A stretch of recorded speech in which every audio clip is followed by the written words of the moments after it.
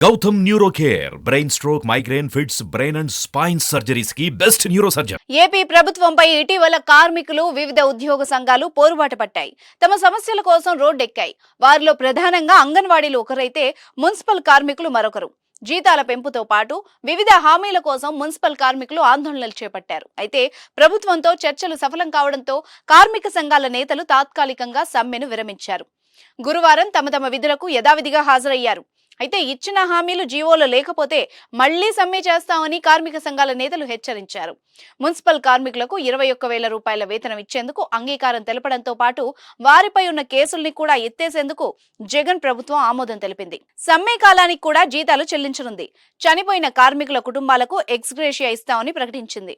2019 నుంచి దరఖాస్తు చేసుకుని మృతుల కుటుంబాలు కూడా ఇప్పుడు చేసుకున్న ఎక్స్గ్రేషియా ఇస్తామని ప్రభుత్వ వర్గాలు తెలిపాయి. కార్మికుడు ప్రమాదవశాత్తు మరణిస్తే ఇచ్చే సాయాన్ని 5 నుంచి 7 లక్షలకు పెంచారు. ఇక వీటితో పాటు తాజాగా జగన్ సర్కార్ మున్సిపల్ కార్మికులకు ఓ గుడ్ న్యూస్ చెప్పింది. సంక్రాంతికి ప్రతి మున్సిపల్ కార్మికుడికి కొత్త బట్టలు కొనుక్కునేందుకు 1000 రూపాయలు ఇవ్వనున్నట్టు ప్రకటించింది. పండగ పూట అందరూ కొత్త బట్టలు వేసుకోవాలనే ఉద్దేశంతో బోనస్ అందించింది.